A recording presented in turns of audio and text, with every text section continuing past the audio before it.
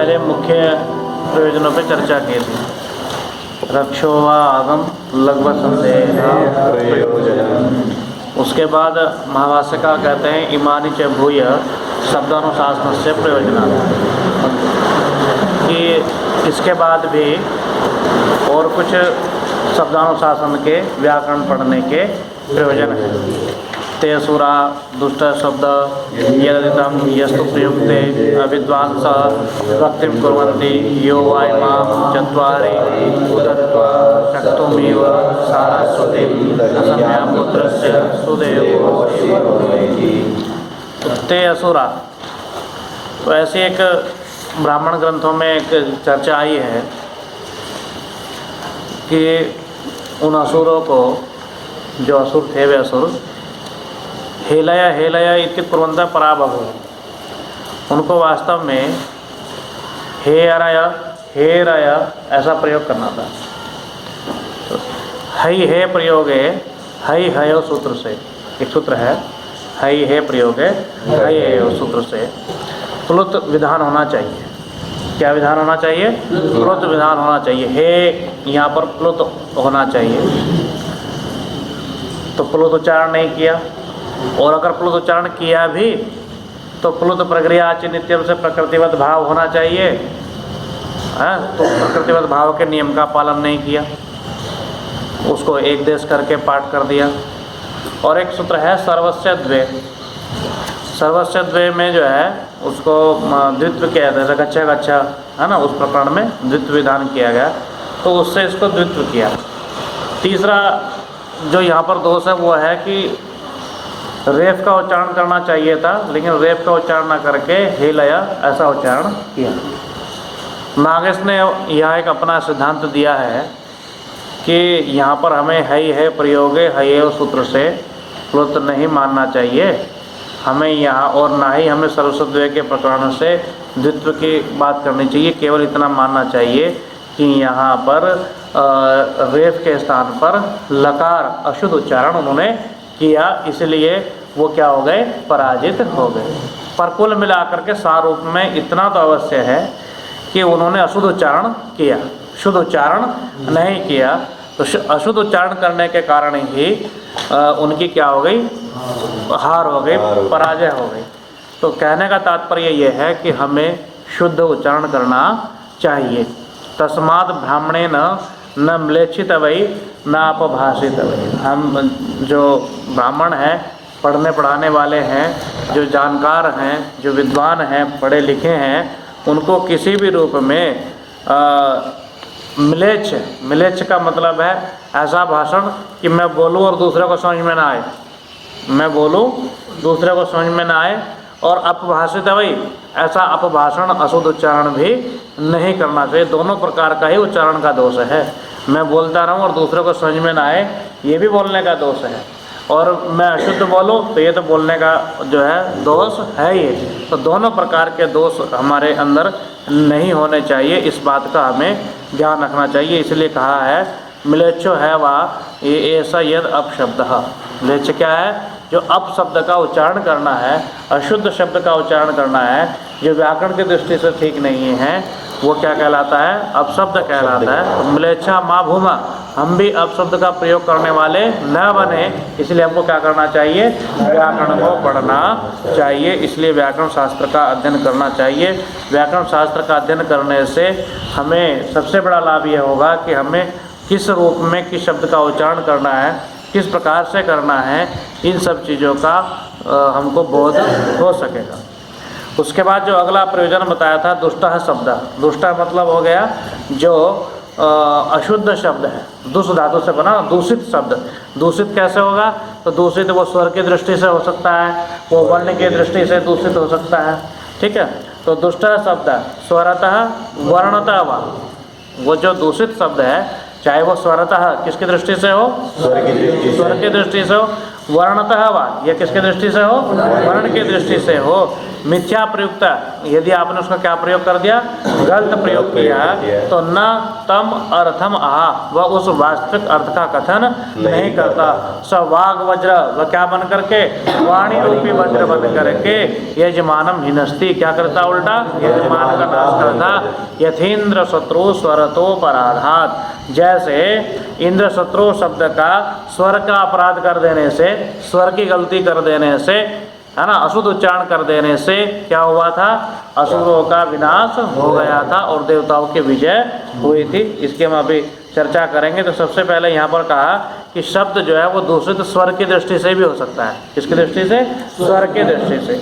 जैसे एक शब्द है वीर पुरुषा, वीर पुरुष, यह दो प्रकार का समास हो सकता है ना। एक तो यहाँ पर क्रमधारय समास हो सकता है, वीरश्चासौ पुरुषश्च, किस सूत्र से होगा, बोलो, हाँ बोलो, विशेषणम विशेषण बहुलम। एक समास यहाँ पर वीरः पुरुषः यस्मिन् स वीर पुरुषः, बहुव्रीहि समास हो जाएगा अनेक वन्य पदार्थ से। तो वीर पुरुषः ग्राम, वीर पुरुषः ग्राम, कैसा गाँव, जिसमें वीर पुरुष रहते हैं। और एक वीरश्चासो पुरुषश्च यहाँ पर क्रमधारय समास कर देंगे तो क्या बन जाएगा, वीर पुरुष। या अगर हम इसको वैसे ही ले लें तो षष्ठी तत्पुरुष समास करके देखिए आप, वीरस्य पुरुषः वीर पुरुषः, पर लेकिन उसमें ये अर्थ नहीं बन पाएगा, क्रमधारय समास से कीजिए वीर पुरुषः। तो वीर पुरुष में जब हम क्रमधारय समास करेंगे तो तत्पुरुष समास का भेद है, तो समास से अंतोदात हो जाएगा। क्या हो जाएगा, अंतोदात। तो वीर पुरुष में जो मूर्धन्य स है वो तो हो जाएगा कैसा, उदात, और शेष बचे उदातम पदम एक वर्जम से क्या हो जाएंगे, अनुदात। तो वीर पुरुष और वीर पुरुष ग्राम, जिसमें बहुव्रीहि समास किया है, तो बहुव्रीहि प्रकृतिया पूर्व पदम से पूर्व पद प्रकृति स्वर हो करके तो वे अंतोदात नहीं होने का। तो जब वीर पुरुष शब्द अंतोदात नहीं है तो उसमें कौन सा समास माना जाएगा, बहुव्रीहि समास माना जाएगा। और जब वीर पुरुष अंतोदात है तो उसमें कौन सा समास माना जाएगा, तत्पुरुष समास माना जाएगा। तो इसी प्रकार से अगर हम कोई ये कहें वीर पुरुषम गच्छ, वीर पुरुषम गच्छ, तो इसका क्या अर्थ होगा, एक तो होगा वीर पुरुष के पास जाओ, एक तो अर्थ क्या हुआ, वीर पुरुष के पास जाओ, कब, जब क्रमधारय समास मानेंगे। और अगर हम यहाँ बहुव्रीहि समास मानने में तो क्या अर्थ हो जाएगा, ऐसे स्थान को जाओ जहाँ पर वीर पुरुष रहते हों। तो आप देखिए दोनों ही स्थितियों में स्वर के कारण ही अर्थ में भी क्या आ रहा है, परिवर्तन आ रहा है। तो ऐसे स्वर के उच्चारण की भी एक विशेष प्रक्रिया है, उदात्त के उच्चारण की, अनुदात्त के उच्चारण की, स्वरित के उच्चारण की। उत्तर भारत में तो प्राय करके एक श्रुति परंपरा का पालन होता है, लेकिन दक्षिण में जो है उदात्त अनुदात्त स्वरित का विशेष रूप से वो उच्चारण करते हैं। तो उच्चारण करते समय यदि उदात्त अनुदात्त और स्वरित इसमें अगर गड़बड़ हो जाए तो अर्थ में भी क्या हो जाएगा, परिवर्तन हो जाएगा, अर्थ में भी परिवर्तन हो जाएगा। इसलिए महाभाष्यकार ने कहा है कि दूसरा शब्द जो वो दूषित शब्द है, चाहे तो वो किसकी दृष्टि से हो, स्वर की दृष्टि से हुआ हो, जैसे अभी हमने वीर पुरुषा में देखा, और वर्णतः हुआ, चाहे वो वर्ण की दृष्टि से भी हुआ हो। ऐसे एक उदाहरण और बहुत अच्छा उदाहरण है, अष्टोध्याय में एक सूत्र आता है, क्षयो निवासे, क्षयो निवासे। निवास अर्थ में आप देखेंगे, निवास अर्थ में क्षय शब्द आद्युदात होता है, निवास अर्थ में क्षय शब्द आद्युदात होता है। तो जब क्षय का क्षय उदात हो जाएगा, शेष बचा क्या हो जाएगा, अनुदात हो जाएगा। उदात से उत्तर अनुदात को क्या हो जाता है, स्वरित हो जाता है। किस सूत्र से, उदात्तात् अनुदात्त से स्वरित। तो क्षय का यह क्या हो गया, स्वरित हो गया, स्वरित हो गया। और एक क्षय होता है नाश, नाश अर्थ का वाचक, क्षय होना, नष्ट हो जाना। तो उसमें क्या नहीं होगा, उसमें क्या नहीं होगा, उदात्त आद्युदात नहीं होगा, तो कैसा होगा, अंतोदात होगा। जब क्षय शब्द अंतोदात होगा तो नाश का वाचक होगा, जब क्षय शब्द आद्युदात होगा तो किसका वाचक होगा, घर का, निवास का वाचक होगा। अब क्षयम गच्छ ऐसा किसी ने कहा तो अगर आद्युदात उच्चारण है तो अर्थ निकलेगा घर को जाओ, और अगर वो अंतोदात तो विनाश को प्राप्त हो जाओ, ऐसा अर्थ निकलेगा। तो ये केवल उच्चारण करने मात्र से ही क्षय शब्द का ये अर्थ में भी परिवर्तन हो जाता है। तो वेद में भी कई जगह क्षय शब्द का प्रयोग आया है, क्षयम क्षयम जागृहि प्रपश्चन, कुछ ऐसा करके वेद मंत्र भी आया है ना। तो इस हिसाब से आप ये देख सकते हैं कि स्वर की दृष्टि से भी कितना अंतर आता है कि यदि आप स्वर का भी उच्चारण गलत कर देंगे तो उससे कितने बड़े अर्थ का अनर्थ हो रहा है। अब इस प्रकार वर्ण की दृष्टि से देखिए, जैसे किसी ने कहा अश्वम आनय, अश्वम आनय, अश्व माने होता है घोड़ा, अश्व माने घोड़ा, तो अश्वम आनय का अर्थ क्या हो गया, घोड़े को लाओ। तो इसमें मैं कौन से शकार का उच्चारण कर रहा हूँ, तालव्य श का उच्चारण कर रहा हूँ, अश्वम आनय। और अगर मैं दंत्य सकार का उच्चारण करूँ अश्वम आनय, अश्वम आनय, अश्वम आनय, दोनों में अंतर है। अगर मैं अश्वम आनय ऐसा कहता हूँ तो स्व माने होता है धन, और नए तत्व को समास करेंगे तो अर्थ हो जाएगा अश्वम आनय। अश्वम आनय का मतलब धन रहित किसी चीज़ को लेकर के आओ, अश्वम आनय है ना, जिसके बाद धन रहित किसी पुरुष को नास्ति न विद्यते स्व, स्व है ना, यस्य पार्श्वे स स्व है ना, जिसके पास में धन नहीं है ऐसा व्यक्ति क्या कहलाएगा, अश्व, और उसमें द्वितीय व्यक्ति लगा देगा तो क्या बन जाएगा, अश्वम आनय, अर्थात धन रहित पुरुष को लेकर के आओ, ये अर्थ बनेगा।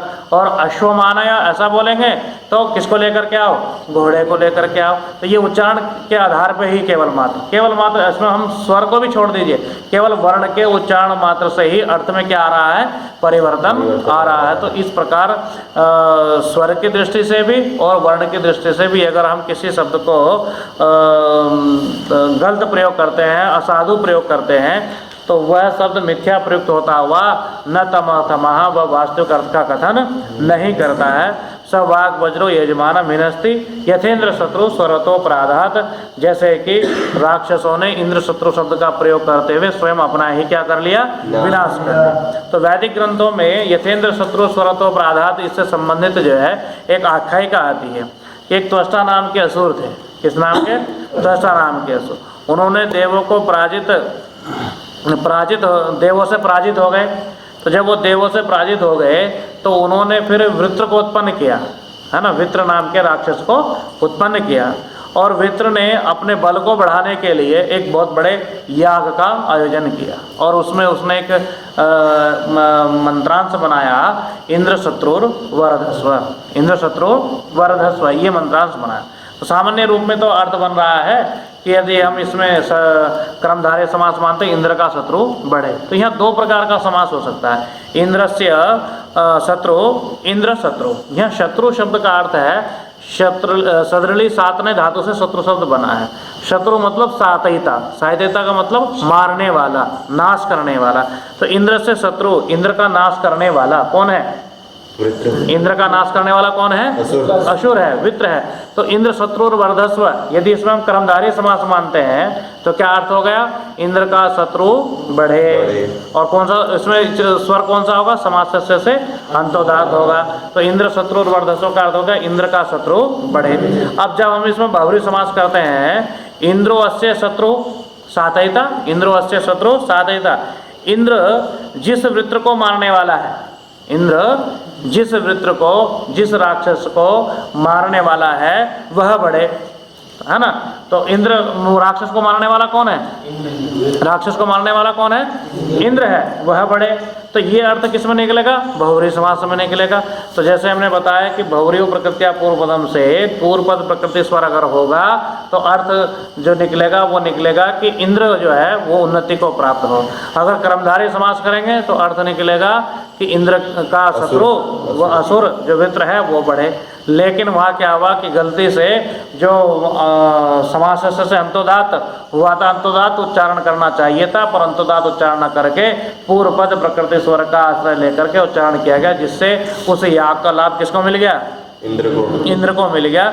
और इंद्र को लाभ मिल जाने से ये हुआ कि विजय किसकी हो गई, इंद्र की हो गई। तो इसलिए कहा यथेंद्र शत्रु स्वरतो अपराधात, जैसे इंद्र शत्रु इस शब्द में स्वर की गलती के कारण से, स्वर के अपराध के कारण से, स्वर की गलती के कारण से इसका हानि हुई, किसकी हानि हुई, राक्षसों की हानि हुई। तो ऐसे ही अगर हम गलत उच्चारण करेंगे तो हमारी भी क्या होगी, हानि होगी। तो इसलिए यज्ञ आदि कराते समय हमको ये विशेष ध्यान रखना चाहिए कि वेद के मंत्रों का उच्चारण शुद्ध रूप में करना चाहिए, स्वर की दृष्टि से भी और वर्ण की दृष्टि से भी। इसके बाद अगला जो प्रयोजन है वो है यद अधितम। यद अधितम अविज्ञातम निगदे नैव शब्दते अनग्नो इव शुष्केदो न तज्ज्वलति करिचित्। तो कहते हैं यद अधितम, यद माने जो, अधितम आपने पढ़ लिया है, जो आपने क्या कर लिया है, पढ़ लिया, अधितम जो आपने पढ़ा है। और अविज्ञातम लेकिन आपने वो जाना नहीं, पढ़ तो लिया लेकिन आपने क्या नहीं है, जाना नहीं है।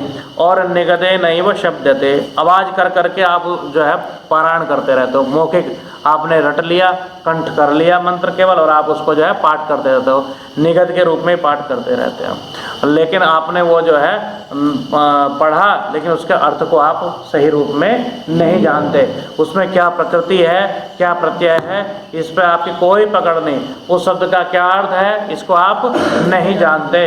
तो इस प्रकार के पढ़ने से कोई लाभ नहीं है। कैसे, तो आगे दिखा रहे हैं, अनग्नो इव शुष्क ईधा, ईधा कहते हैं ईंधन को, और शुष्का माने सूखा, जैसे सूखा ईंधन, कैसा ईंधन, सूखा ईंधन। अनग्नौ, अनग्नौ कैसे स्थान पर, अग्नि रहित स्थान पर, कैसे स्थान पर, अग्नि रहित स्थान पर, करिचित न ज्वलति तत्, है ना, कभी भी वह क्या नहीं होता है, जलता नहीं है।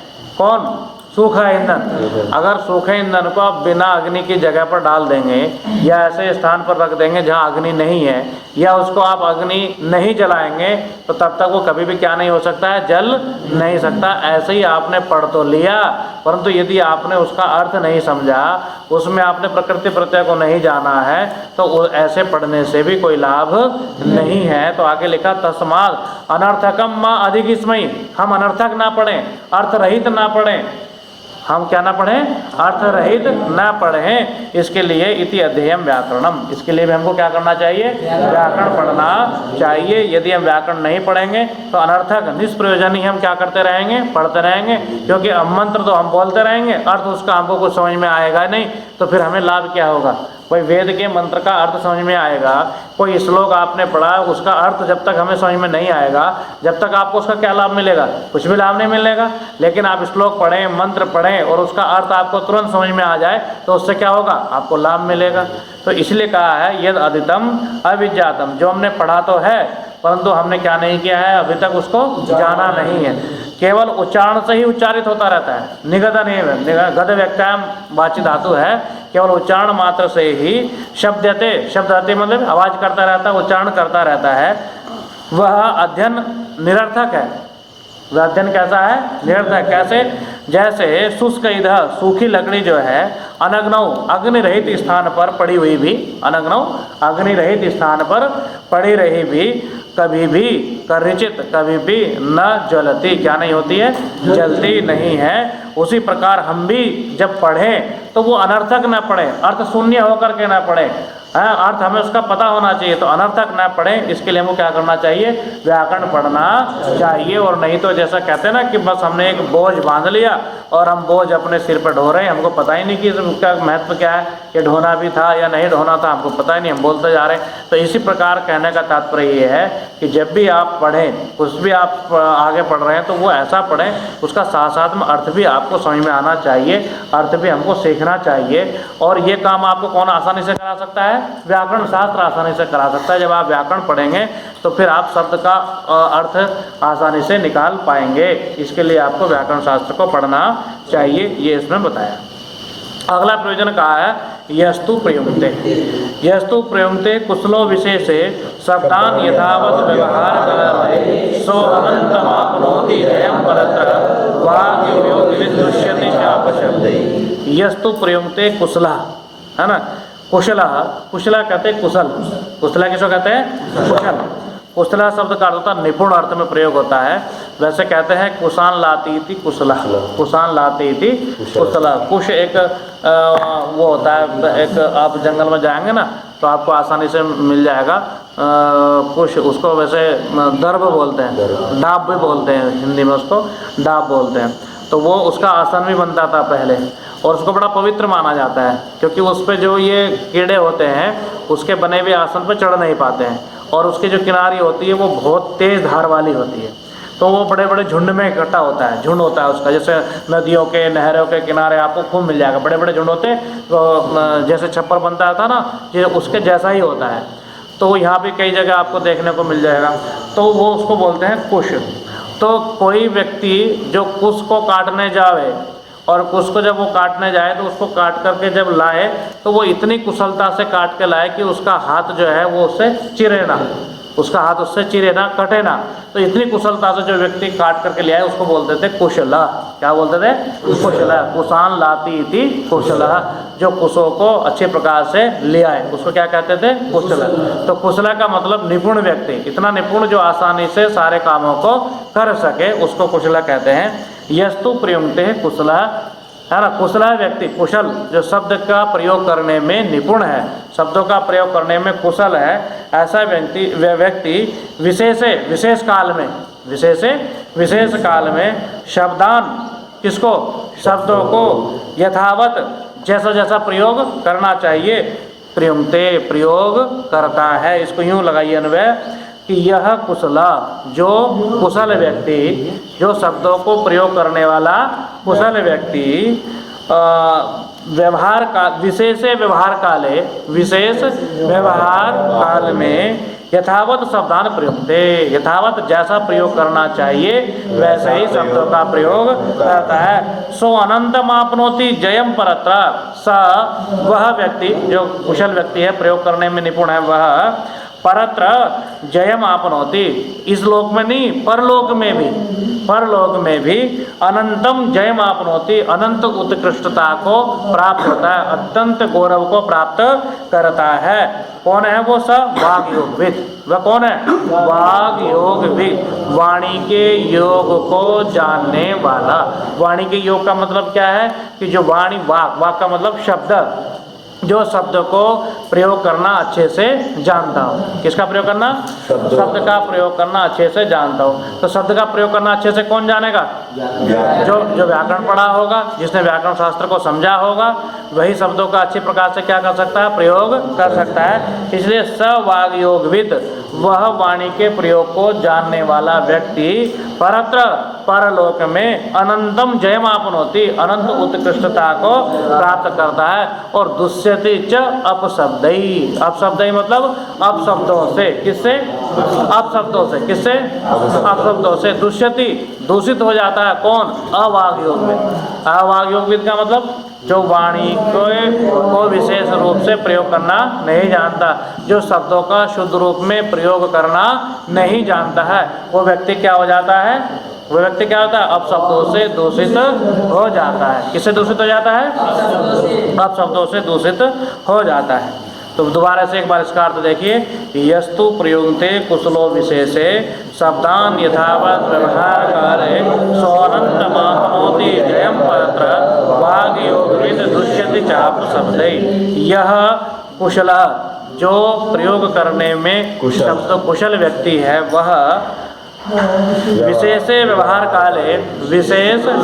काल में यथावत शब्दान प्रयुक्ते, जैसा प्रयोग करना चाहिए वैसा प्रयोग करता है। स वह व्यक्ति, स वाग योगित, वह शब्दों को प्रयोग करने में जो निपुण है, वह व्यक्ति परत्र अनंतम जयम आपनोति, वह परलोक में भी अनंत जय को प्राप्त होता है, अनंत उत्कृष्टता को प्राप्त होता है। और दुष्यति च अपशब्द, और अपशब्दों से कौन व्यक्ति युक्त हो जाता है? अयोग वागविद, जो क्या नहीं जानता है? शब्दों का ठीक से प्रयोग करना नहीं जानता है, वो व्यक्ति क्या हो जाता है? किससे दूषित हो जाता है? अपशब्दों से दूषित हो जाता है। यह एक विशेष बात कही है कि वह व्यक्ति जो कुशल है वो विशेष व्यवहार काल है, विशेष व्यवहार काल में जब अच्छे शब्दों का प्रयोग करेगा तो उसको अनंत उत्कृष्टता की प्राप्ति होगी। जैसे इसको और सरलता से हम यूँ समझ सकते हैं, मान लीजिए कि बौद्ध विद्वानों की सभा है, उस विद्वानों की सभा में कोई वक्ता जब विशेष प्रकार से शुद्ध संस्कृत बोले और उसमें अच्छे अच्छे शब्दों का प्रयोग करे, अच्छे अच्छे प्रत्ययों का प्रयोग करे, तो सब वाहवाही करेंगे ना, बहुत अच्छा, बहुत अच्छी संस्कृत बोली, बहुत बढ़िया शब्दों का प्रयोग किया। है, तो उससे क्या होगा, अनंत उत्कृष्टता को प्राप्त हुआ। एक व्यक्ति वो है जो शुद्ध शब्दों का प्रयोग करना नहीं जानता, अशुद्ध शब्द बोलता है, शुद्ध संस्कृत नहीं बोलता, तो वो क्या होगा, दुष्यति अपशब्द है, अपशब्दों से युक्त हो जाएगा। लोग कहेंगे देखिए देखिए ये मंच पे खड़ा हो गया बोलने के लिए और शुद्ध संस्कृत नहीं बोली जा रही, अच्छे शब्दों का प्रयोग नहीं किया जा रहा। तो ऐसे ही इस श्लोक में यही बात बताया कि विशेष व्यवहार काल क्या होता है, जब अच्छे लोग बैठे हों, विद्वानों की सभा हो, ऐसे समय को ही तो क्या कहा जाता है, विशेष व्यवहार काल कहा जाता है। तो ऐसे विशेष व्यवहार काल में जो व्यक्ति शब्दों का प्रयोग करने में कुशल है तो उसके सब वाहवाही करेंगे, और अगर वो विशेष शब्दों का प्रयोग करने में कुशल नहीं है, वह अवाग्योगविद है, अगर वह सही रूप में शब्दों का प्रयोग करना नहीं जानता है, तो दुष्यति अपशब्द ही, वो किससे युक्त हो जाता है, अपशब्दों से युक्त हो जाता है। अपशब्द क्या होते हैं, भली बुरी बातें जो होती हैं, जिसको हम गाली भी कहते हैं, है ना, अपशब्द गाली को भी कहते हैं ना, अपशब्द, तो वो अपशब्दों से युक्त हो जाता है। लोग उसके बारे में जो है अच्छी बात नहीं करते, उसके बारे में बुरी बात करते हैं। इसलिए हमें प्रयास करके, परिश्रम करके, प्रयत्न करके क्या करना चाहिए, शब्दों को विशेष रूप से प्रयोग करना सीखना चाहिए, अपनी वाणी को शुद्ध बनाना चाहिए, हमारी वाणी से शुद्ध ही शब्द निकले, हमें ऐसा प्रयास करना चाहिए। तो इसके भाष्य में लिख रहे हैं, कह वाग्योगविदेव, प्रश्न उठाया कि कौन अपशब्दों से दूषित होता है, कौन होता है, वाग्योगविदेव। बोले क्यों, ऐसा क्यों, बोले ऐसा क्यों भाई, जो वाणी के अर्थात जो शब्दों को प्रयोग करना जानता है वो क्यों होगा, कुतः तद, बोले यो ही शब्दान जानाति अब शब्दानपि असो जानाति, जो शुद्ध शब्दों को जानता है वो अशुद्ध शब्दों को भी जानता है। जैसे आपसे कोई ये कहे कि भाई गो नहीं बोलना, गऊ बोलना है, क्या बोलना है, गऊ बोलना है, गो नहीं बोलना है, तो आप जानते हो कि नहीं गो नहीं बोलना, गऊ बोलना है, तो आपको दोनों शब्द समझ में आए ना, अशुद्ध भी आपने जाना हो, साथ में शुद्ध भी जाना। तो यथेव और यथेव ही शब्द जाने धर्म, जैसे शुद्ध शब्द को जानना धर्म है, किसको धर्म है, जानना धर्म है, एवं अपशब्द जाने भी अधर्म, और वैसे ही गलत शब्द को जानना क्या है, अधर्म है। तो जब आपने शुद्ध शब्द जाना, उसके साथ में आपने कौन सा शब्द जाना, अशुद्ध शब्द भी जाना, तो आप तो धर्म भी कर लिया आपने और अधर्म भी कर लिया, फिर बचा क्या भाई, आप अधर्म से भी तो युक्त हो गए।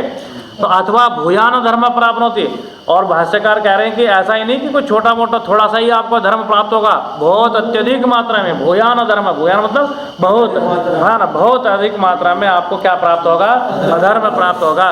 क्यों, भूयांश उपशब्दा अल्प्यांश है शब्दा, क्योंकि अपशब्द ज़्यादा है और शुद्ध शब्द कम है। एक एक ही शब्द से भावोपभ्रंशा, एक एक शब्द के भी बहुत सारे अपभ्रंश हैं। तद यथा उदाहरण रूप में समझा रहे हैं, गौर इत्यस्य शब्द से, एक गौ इस शब्द के ही गावी, गोणी, गोता, गोपौतलिका, बताइए, एक शुद्ध शब्द है गौ और चार क्या हो गए उसके अपशब्द हो गए। तो जब आप गौ शुद्ध शब्द को जानते हो तो आपको ये भी पता लग जाता है कि मुझे गावी, गोणी, गोता, गोपौतलिका का प्रयोग नहीं करना, ये भी तो पता लगा ना साथ में। अब शब्द तो जाना एक और अशुद्ध शब्द पता कितने लगे, चार, तो कितना अधर्म प्राप्त हो गया, अधर्म कितना ज़्यादा मात्रा में प्राप्त हुआ। तो इत्यादि भ्रंशा। तो इसी प्रकार से कह रहे हैं कि भाई जो वाग योगविद है वो भी अपशब्दों से युक्त हो जाता है। किससे युक्त हो जाता है, क्यों हो जाता है अपशब्दों से युक्त हो जाता है, क्योंकि जहाँ वो शुद्ध शब्द को जानता है वहाँ साथ साथ में क्या हो जाता है, और अशुद्ध शब्द भी उसके साथ में आ जाते हैं। तो आगे कहते हैं, अथ यो अवाग योगविद अजानम तस्य शरणम, परंतु जो वाणी के योग को जानता ही नहीं, किसको, वाणी के योग अर्थात शब्दों का प्रयोग करना, किसका, शुद्ध शब्दों का प्रयोग करना जो जानता ही नहीं है, जो पढ़ा लिखा ही नहीं है, अज्ञानम तस्य शरणम। अज्ञान क्या है, अज्ञान उसकी शरण है। किसकी शरण, हाँ, वो तो कह देगा भाई मैं नहीं जानता कुछ भी, शुद्ध शब्द मुझे नहीं पता, शुद्ध क्या होगा, शुद्ध क्या होता, बस मैं तो ऐसा ही बोलता हूँ, मुझे नहीं पता, मैं अनपढ़ हूँ, समझिए। तो ये कह रहे हैं कि ठीक है, अज्ञानम तस्य शरणम, उसकी तो शरण क्या, वो तो ये कह के पीछे छुड़ा लेगा कि मुझे तो आता ही नहीं। तो कहते हैं विषम उपन्यास है। महाभाष्यकार कहते नहीं नहीं, ये उदाहरण जो आपने दिया ये गलत है, कि भाई वाग योगविद शब्द भी जान रहा है और वाग योगविद जो है वो जो है उसको अधर्म भी प्राप्त हो रहा है, ये नहीं है। और एक जो व्यक्ति जो है शुद्ध वाणी का प्रयोग नहीं जानता, वो ये कह करके पीछा छुटा दिया उसने तो कि भाई मैं तो अज्ञानी हूँ, मुझे कुछ ऐसा पता नहीं है। तो विषम उपन्यास ये उदाहरण यहाँ पर ठीक नहीं है। क्यों? क्या कहते न अत्यंताय अज्ञानम शरणम भवितुमर्हति, कि अगर व्यक्ति जो है अज्ञान जो है अज्ञानम अत्यंताय न शरणम भवितुमर्हति। अत्यंताय मतलब सर्वथा, ये अव्यय शब्द है, चतुर्थी विभक्ति नहीं है ये, अत्यंताय अव्यय पद है, ठीक है, ये ध्यान रखना। अत्यंताय मतलब सर्वथा, अज्ञान माने अज्ञान, न शरणम भवितुमर्हति, सदा अज्ञान शरण नहीं हो सकता। आप एक बार कह के बच सकते हो भाई मुझे नहीं आता, मुझे नहीं आता। आप ये कह दो कि मुझे समझ में ही नहीं आता, फिर कल पूछो तो मुझे समझ में ही नहीं आता, फिर पूछो मुझे समझ में ही नहीं आता, तो ये कभी हो नहीं सकता। ये आप ज़्यादा दिन बहाने नहीं बना सकते कि मुझे समझ में नहीं आ रहा, या ये मुझे याद नहीं हो रहा, मुझे याद नहीं हो रहा, मुझे याद नहीं हो रहा, ये बहाना ज़्यादा दिन नहीं चल सकता। या मैं तो बुद्धि मेरी चलती ही नहीं, मेरी बुद्धि खराब है, मुझे तो कुछ समझ में आता ही नहीं, ये कह करके आप ज़्यादा दिन क्या नहीं हो सकते हैं, बच नहीं सकते हैं। न अत्यंताय अज्ञानम शरणम भवितुमर्हति, अत्यधिक अज्ञान जो है अत्यधिक दिनों तक आपको बचा नहीं सकता। क्यों? जैसे एक लौकिक उदाहरण दे रहे हैं, महाभाष्यकार की बड़ी विशेषता है कि वो व्याकरण को लोक के माध्यम से समझाना चाहते हैं। लौकिक उदाहरण दे रहे हैं कि यो ही अजानन, जो न जानते हुए, क्या करते हुए, न जानते हुए, ब्राह्मण वही ब्राह्मण मन्यात्, ब्राह्मण की क्या करते, हत्या कर दे। किसकी हत्या कर दे? सुराम वा पिबेत, ये क्या पी लेवे, मद्य पी लेवे, है ना, दारू पी लेवे, शराब पी लेवे, सोपि मन्ये पतित स्यात्, तो हम तो ये मानते हैं कि वो भी क्या हो गया, पतित हो गया। अब एक व्यक्ति ने हत्या कर दी किसी मनुष्य की, बाद में पता लगा रहे ये तो मैंने ब्राह्मण मार दिया, हाँ मार दिया, ब्राह्मण मार दिया, इसका मतलब ये नहीं कि उसको पाप नहीं लगेगा, उसको भी पाप लगेगा, ब्रह्महत्या का पाप लगेगा। एक व्यक्ति ने जो है पहले तो पी लिया, फिर कहा रही क्या पी लिया मैंने, रही तो दारू पी ली मैंने, तो इसका मतलब ये नहीं कि अब उसको पाप नहीं लगेगा, वो भी पतित होगा। वो कहने लगे नहीं जी मुझे तो पता ही नहीं था, अनजान में मैं तो कोल्ड ड्रिंक समझ करके कुछ पी गया मैं ऐसे, तो इससे जो है छुटकारा नहीं मिलने वाला। समझे? अज्ञान जो है वो सदा क्या नहीं हो सकती, आपकी रक्षा नहीं कर सकता। सही जानना भी आपका धर्म है। कौन जानेगा सही है या नहीं है, उसका परीक्षण करना भी किसका धर्म है, आपका ही धर्म है। इसलिए कहा है यो ही अजानन, अजानन का मतलब न जानते हुए, ब्राह्मणम हन्यात्, किसकी हत्या कर दे, ब्राह्मण की हत्या कर दे, या सुराम व पिबेत, क्या कर दे वे, शराब पी लेवे, तो सोपि मन्ये पतित स्यात्, हम क्या मानते हैं कि वो भी क्या हो गया, पतित हो गया है, गिर गया, अपने धर्म से जो है नीचे हो गया, या फिर ये माना जाए कि उसको भी दंड दिया जाएगा। अब कोई जो है व्यक्ति मान लीजिए कि नियम ये है, किसी राज्य में ये नियम है कि अगर आप किसी की हत्या करेंगे तो आपको जो है दंड मिलेगा, ठीक है। अब वो कहेगी जी मैं उत्तराखंड में गया था, मैं उत्तराखंड का आदमी हूँ, और उत्तराखंड में तो ये नियम नहीं है कि भाई किसी को मार दो तो उसे जो है दंड मिलेगा। उत्तर प्रदेश में चला गया, वहाँ में किसी को मार दिया, तो वहाँ उसको दंड मिलेगा या नहीं मिलेगा, मिलेगा ना दंड। वहाँ ये तो नहीं कह सकता जी मुझे तो नहीं पता था, नहीं, अज्ञान वहाँ क्या नहीं हो सकती, शरण नहीं हो सकती है।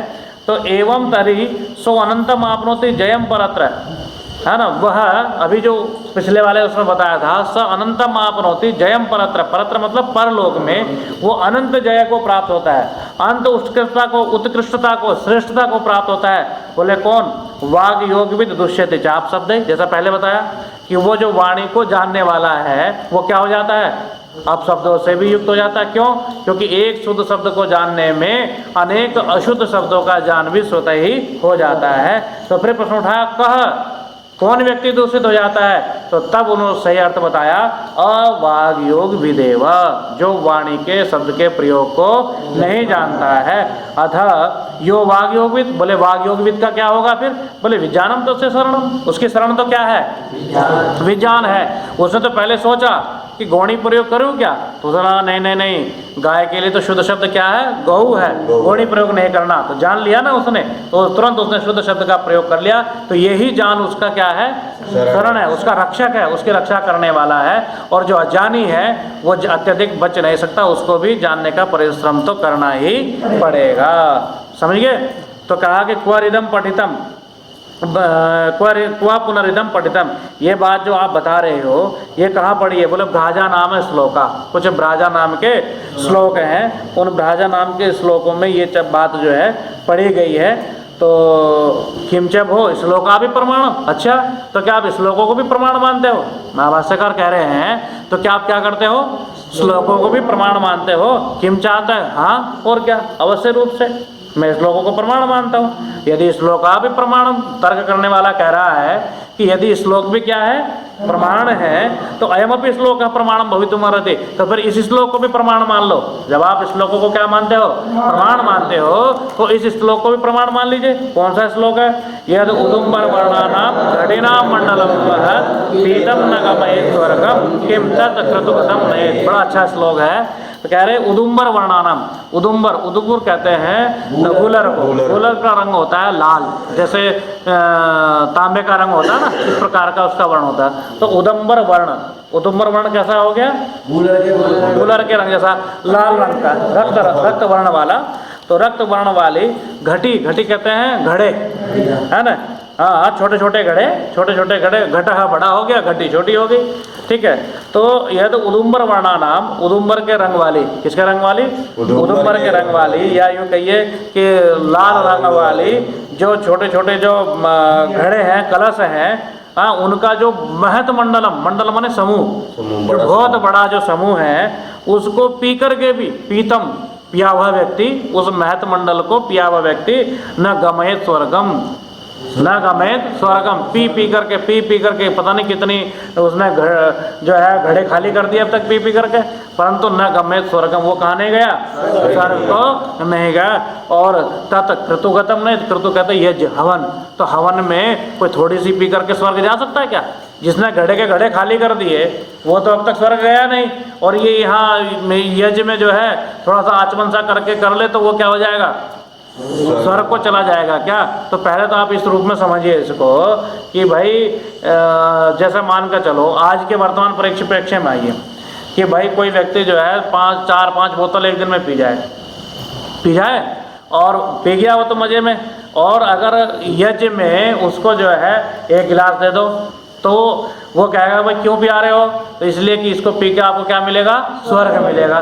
तो तर्क करने वाला कह रहा है मुझे क्या स्वर्ग मिलेगा? जो दिन में 4-5 बोतल पी गया उसका ही कुछ नहीं हुआ अब तक, तो मुझे क्या ऐसा स्वर्ग मिलने वाला है? अब इसको इसी रूप में समझो जिस रूप में यहाँ बताया गया कि भाई जैसे ये लाल रंग के जो छोटे छोटे जो कलश हैं, ये जो इनका जो उदुम्बर वर्णानाम घटिनाम मंडलम है, ये जो उदुम्बर के रंग वाले जो छोटे छोटे कलश हैं, इनका जो बहुत बड़ा समूह है, उस समूह को पीता हुआ भी न गमयेत् स्वर्गम, वो तो कहाँ नहीं गया? स्वर्ग नहीं पहुँचा है। तो तत् क्रतुगतम नयेत् किम, तो क्या यज्ञ में प्राप्त करने वाला, गत प्राप्त करने वाला, क्या यज्ञ में प्राप्त करने वाला या यज्ञ में प्राप्त करने वाले को ये स्वर्ग की तरफ ले जा सकता है क्या? नयेत्, तो ऐसा कभी भी नहीं हो सकता।